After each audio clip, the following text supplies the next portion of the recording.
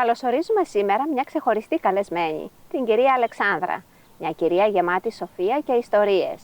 Σε μια εποχή όπου η τεχνολογία κυριαρχεί, εμείς αναζητούμε τις ρίζες μας, τις αφηγήσεις που μεγάλωσαν γενιές και γενιές. Η κυρία Αλεξάνδρα θα μας ταξιδέψει στο μαγικό κόσμο των ελληνικών παραμυθιών, αυτόν που άκουγε από τη δική της γιαγιά, αυτόν που διηγείται στα εγγόνια της. Θα ανακαλύψουμε μαζί της πώς αυτά τα παραμύθια διαμόρφωσαν αξίες, μετέφεραν μηνύματα και διατήρησαν ζωντανή την πλούσια ελληνική παράδοση. Κυρία Αλεξάνδρα, σας ευχαριστούμε πολύ που είστε σήμερα μαζί μας. Είναι μεγάλη μου χαρά σήμερα που βρεθήκαμε εδώ στο χωριό του πατρικό μου, του πατέρα μου, και χαίρομαι πάρα πολύ. Παλιά το χωριό είχε ζωή.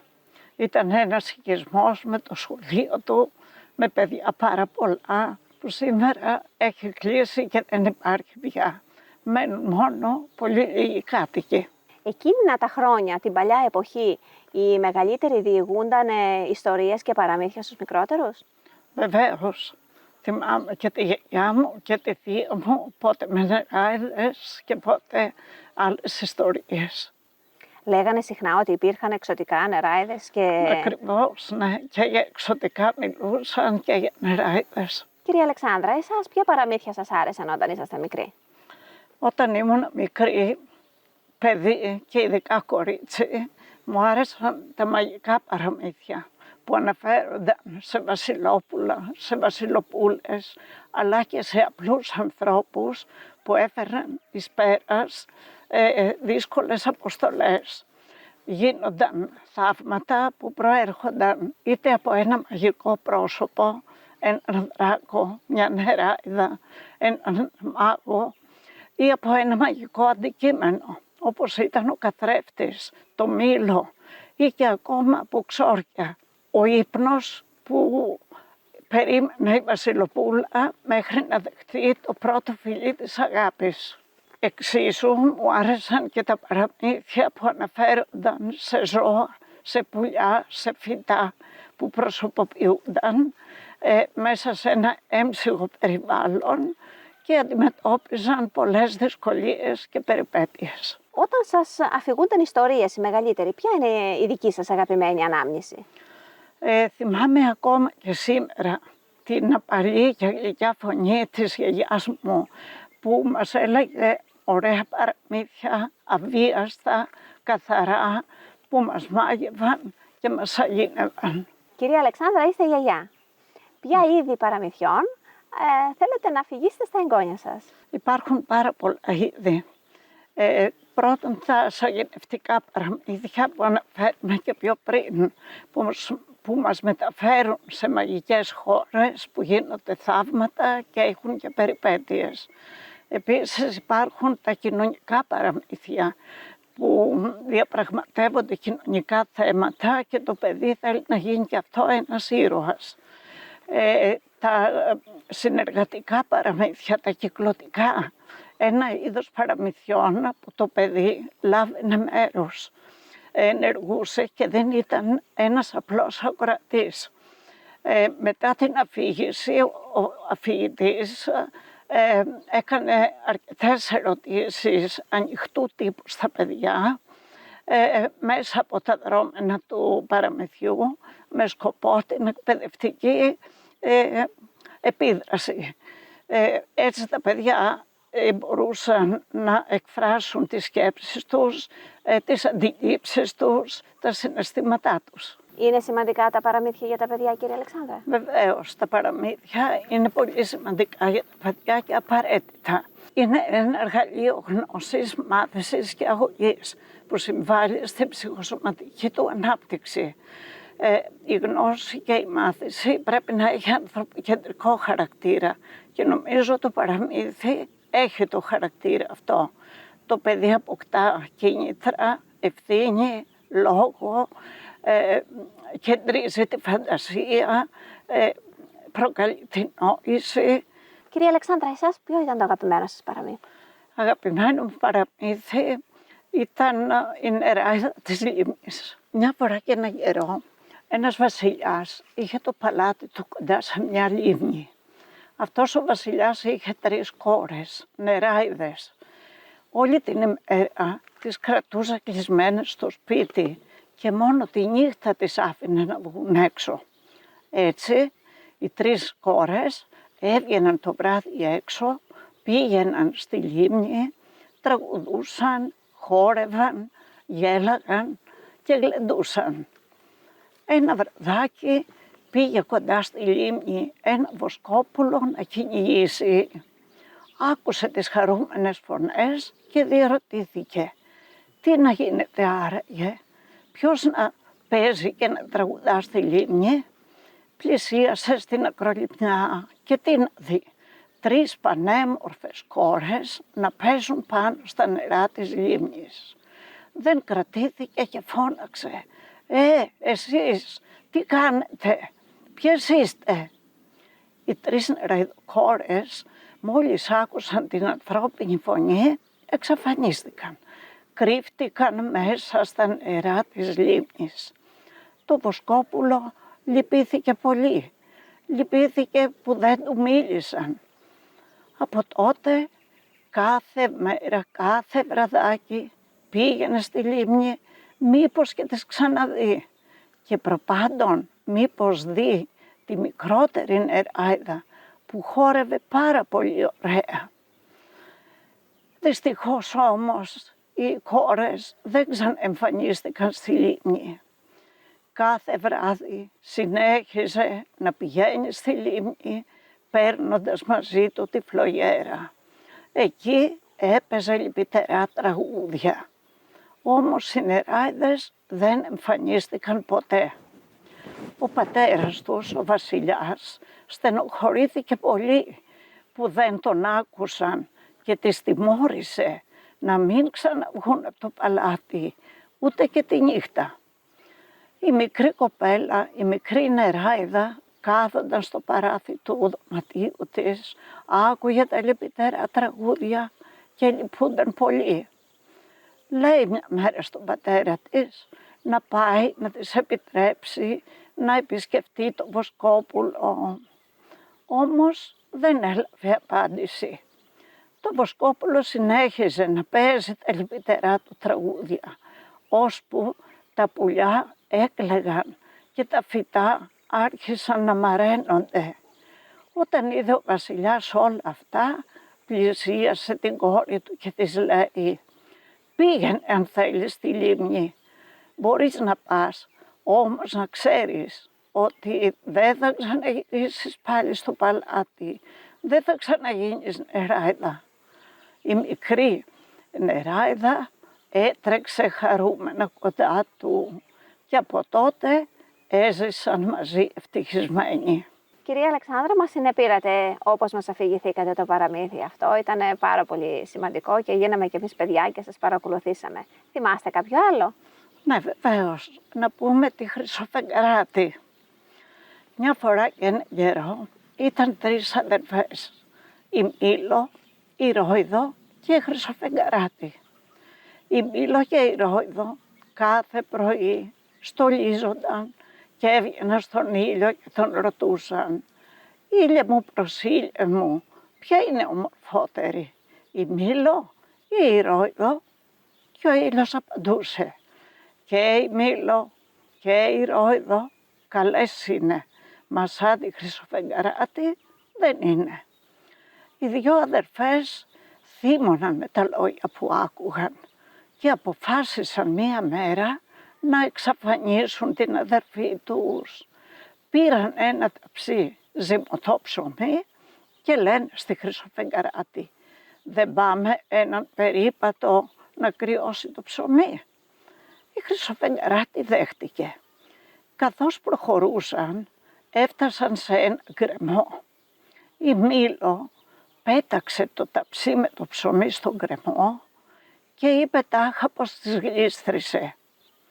Και οι 2 μαζί οι αδερφές λένε στη Χρυσοφεγγαράτη «Αδελφούλα μου, δεν κατεβαίνεις στον γκρεμό να πάρεις το ψωμί?» «Μα πώς να κατέβω και πώς θα ανέβω μετά αφού είναι γκρεμός?» «Μη φοβάσαι, θα σε βοηθήσουμε εμείς. Θα δέσουμε ένα σκοινί από το δέντρο και θα σε τραβήξουμε». Η Χρυσοφεγγαράτη κατέβηκε σιγά σιγά. Οι δύο αδερφές της μόλις την είδαν να παίρνει το ψωμί, το έβαλαν στα πόδια. Έτρεξαν όσο πιο γρήγορα μπορούσαν, επέστρεψαν στο σπίτι, στολίστηκαν ξανά και ρώτησαν πάλι τον ήλιο.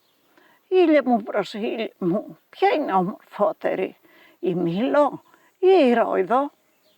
«Και η Μήλο και η Ρόιδο όμορφες είναι, μα σαν τη Χρυσοφεγγαράτη που είναι στον κρεμό, καμιά της δεν είναι».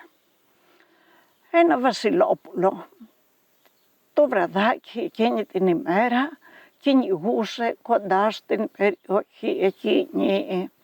Άκουσε τις φωνές και πλησίασε να δει ποιος φωνάζει. Μόλις αντίκρισε τη Χρυσοφεγγαράτη, θαμπόθηκε από την ομορφιά της. Την πήρε, την πήγε στο παλάτι και την παντρεύτηκε και την έκανε βασίλισσα. Μετά από λίγο καιρό γέννησαν και ένα παιδάκι. Εν τω μεταξύ οι δυο αδερφές ξαναβγήκαν και ρώτησαν πάλι με τα ίδια λόγια τον ήλιο. Και ο ήλιος τους απάντησε: «Και η Μήλο και η Ρόιδο όμορφες είναι, μα σαν τη Χρυσοφεγγαράτη που βρίσκεται στο παλάτι, καμιά τους δεν είναι». Η Μήλο στενοχωρήθηκε από αυτή την απάντηση και έβαλε στο μυαλό της ένα πονηρό σχέδιο. Επειδή ήταν και μάγισσα, μεταμορφώθηκε σε μεγάλη γυναίκα και πήγε στο παλάτι δήθεν να ζητήσει εργασία. Χτύπησε την πόρτα και μόλις άνοιξε η Χρυσοφεγγαράτη, πριν μιλήσει, αυτή την κέντησε με μια βελόνα και τη μεταμφίεσε σε πουλάκι. Ο βασιλιάς και οι υπηρέτες έψαξαν παντού, μα πουθενά δεν τη βρήκαν. Η Μήλο πήρε πάλι την αρχική της μορφή, άρχισε να κάνει δουλειές στο παλάτι, φρόντιζε και το παιδάκι και με τα μάγια που ήξερε έκανε το βασιλόπουλο να την παντρευτεί. Το παιδί μεγάλωσε, κατέβαινε στον κήπο να παίξει. Κάθε φορά που κατέβαινε πλησίαζε και το πουλάκι και όταν αυτό ανέβαινε και το πουλάκι. Τα είδε αυτά η Μήλο και αμέσως έδωσε διαταγή σε έναν υπηρέτη να σκοτώσει το πουλί. Εκείνος το σκότωσε και το έδωσε να το φάει. Αφού το έφαγε, πέταξε τα κόκαλα στον κήπο.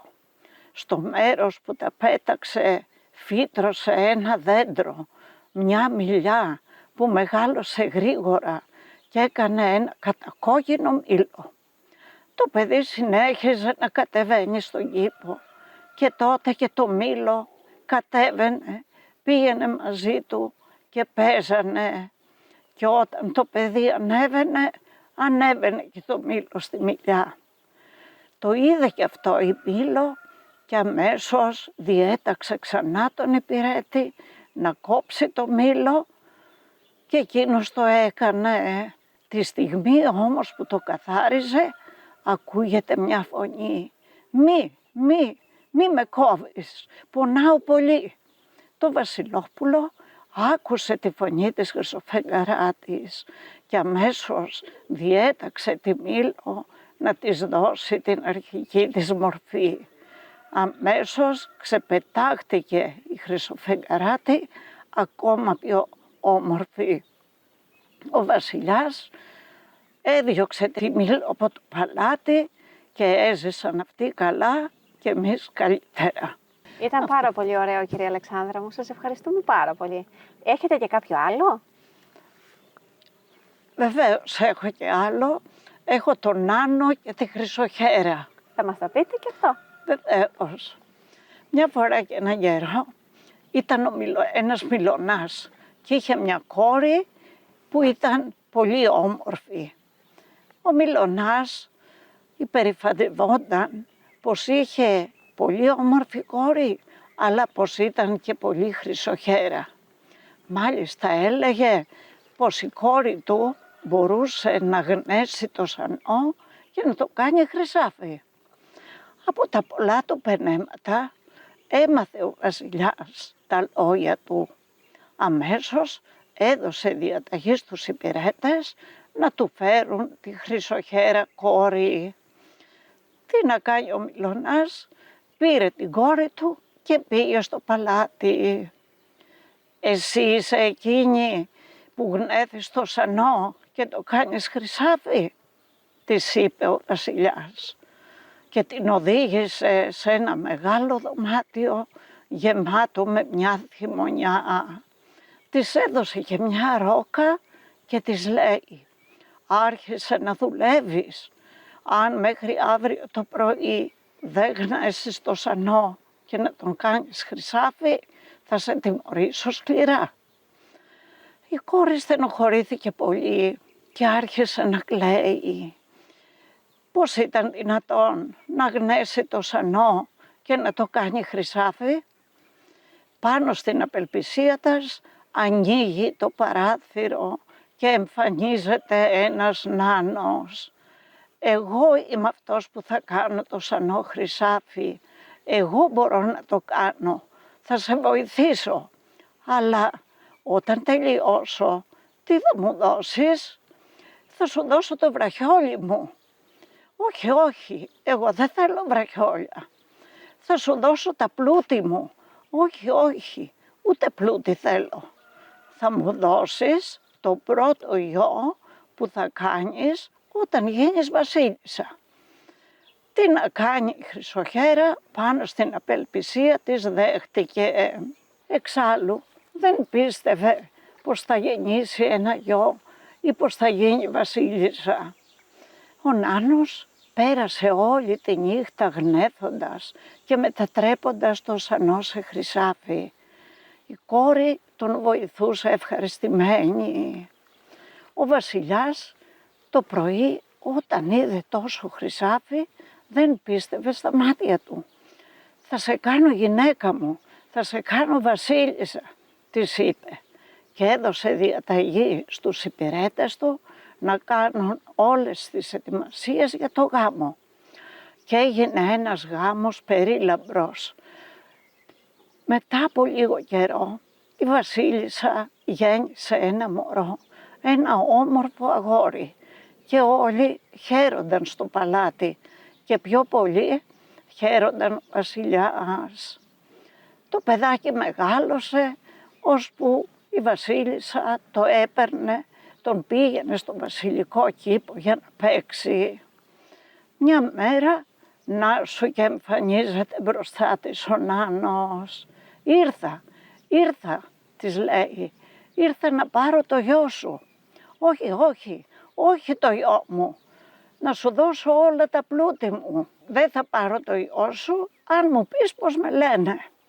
Τι να κάνει η βασίλισσα, άρχισε να σκέφτεται διάφορα παράξενα ονόματα. Σε λένε Ριχάρδο». «Όχι, όχι, δεν με λένε έτσι». «Σε λένε Λεοντόκαρδο». Ούτε αυτό είναι το όνομά μου». «Σε λένε Χρυσοδόντη». «Όχι, δεν με λένε έτσι». «Καλά, θα ξανάρθω πάλι αύριο και αν δεν μαντέψεις ποιο είναι το όνομά μου, θα σου πάρω το γιο σου». Ο νάνος έφυγε τρέχοντας στο δάσος. Εκεί ήταν το σπιτάκι του.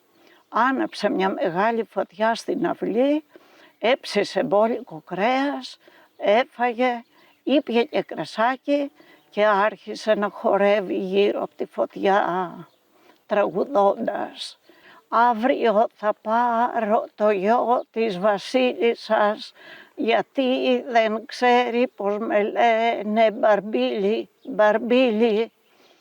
Ένα πουλάκι που ήταν στο δέντρο καθισμένο άκουσε τα λόγια του νάνου και επειδή γνώριζε τη βασίλισσα, έτρεξε γρήγορα κοντά της. «Τον νάνο τον λένε Μπαρμπίλι, Μπαρμπίλι», της είπε. Πέρασε κάποια μέρα και να σου ο νάνος πάλι στο παλάτι. «Λοιπόν, Τι έγινε, μάντεψες το όνομά μου. Μπαρμπίλη, Μπαρμπίλη σε λένε. Ο Νάνος τα χάσε. Άλλαξε 1000 χρώματα. Έγινε κατακόκκινος και άρχισε να πηδά με μεγάλα βήματα, χτυπώντας τα πόδια του, ώσπου χάθηκε μέσα στο δάσος. Και από τότε δεν εμφανίστηκε πια και έζησαν όλοι ευτυχισμένοι. Να είσαι καλά, κυρία Αλεξάνδρα μου, μας ταξίδεψες σήμερα με τα όμορφα παραμύθια που μας είπες. Υπάρχει κάποιο παραμύθι που σας αρέσει να το λέτε με διαφορετικό τρόπο? Υπάρχουν πολλά παραμύθια που τα λέμε με διαφορετικό τρόπο. Βασικά όταν απευθυνόμαστε σε μικρά παιδιά, το παραμύθι πρέπει να είναι απλό, λιτό, κατανοητό, μικρό σε ανάπτυξη, ώστε τα παιδιά να μπορούν να το παρακολουθήσουν, γιατί σε μικρή ηλικία δεν συγκεντρώνονται εύκολα. Ενώ αντίθετα στα μεγάλα παιδιά το παραμύθι θα αφηγηθεί εκτενέστερο, παραστατικότερα, με περισσότερα λόγια και πάλι να προκαλεί γέλιο και να διασκεδάζει τα παιδιά. Ιστορίες που λέτε στα μικρά εγγόνια σας, τις κάνετε και διαδραστικές? Βεβαίως, η διαδραστική αφήγηση, το διαδραστικό παραμύθι είναι μια άλλη μορφή αφήγησης. Είναι η τεχνική της δραματοποίησης ή η τεχνική του παιχνιδιού ρόλων. Δηλαδή, μετά την αφήγηση, τα παιδιά αναλαμβάνουν τους ρόλους του παραμυθιού και το παίζουν σαν να είναι ένα μικρό σκετσάκι. Έτσι, ο ένας μαθητής, το ένα παιδί αλληλοεπιδρά στο άλλο, αποκτά θάρρος και μάλιστα τα παιδιά που έχουν χαμηλή αυτοπεποίθηση βοηθούνται ώστε να αποκτήσουν λόγο και να προβάλλουν τα συναισθήματά τους. Όταν λέτε παραμύθια, τα μικρά παιδάκια φαντάζομαι να σας παρακολουθούν με ενθουσιασμό και αγωνία το τι θα γίνει στο κάθε παραμύθι. Πώς νομίζετε ότι γίνεστε καλή αφηγήτρια λέγοντας παραμύθια? Το μεγαλείο της αφήγησης βρίσκεται στην αμεσότητα και στη συμμετοχικότητα. Δηλαδή, ο αφηγητής να έχει άμεση επαφή με το παιδί. Η απαλή και ωραία φωνή, καθαρή φωνή, δεν θα δίδεται από το μικρόφωνο ή από τα ηλεκτρονικά μέσα που έχουμε σήμερα.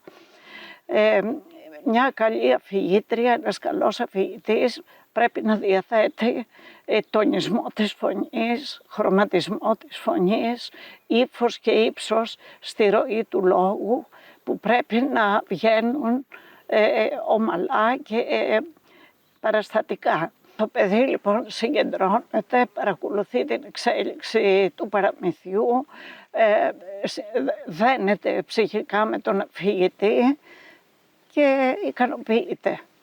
Τα παιδάκια όταν σας ακούνε να λέτε παραμύθια, πώς νιώθουνε?